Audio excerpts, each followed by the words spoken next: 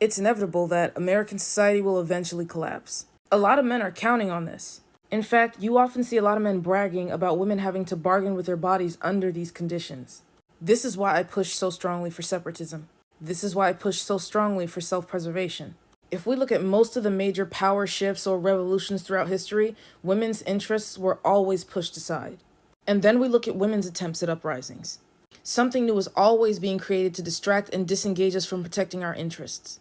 Let's start with the French Revolution. The French Revolution was kicked off by women protesting naked in the streets and going on hunger strikes.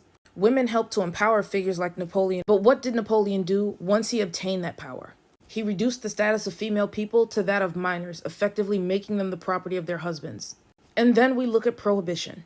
A shocking amount of people don't know about the Women's Christian Temperance Union.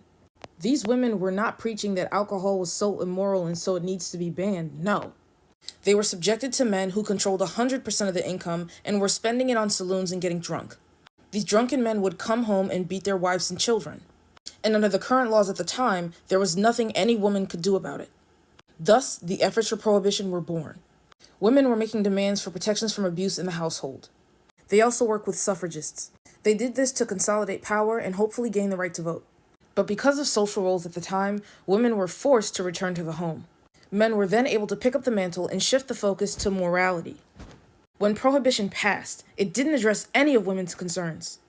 And then we look at Stalin's Russia. When so-called communists reached power and Lenin passed away, Stalin took his position. He then enacted what was called the Family Code. This did things like set the marriage age to 16 for female people. It made marriage hard to dissolve and divorce difficult. It criminalized abortion. We cannot keep wasting our efforts. We cannot keep attempting the same tactics. Nothing will ever change. The truth is that men are separatists, and so women have to be also. Otherwise, we're always going to be left to compromise. If we don't practice self-preservation, then we will always be in a position of subordination.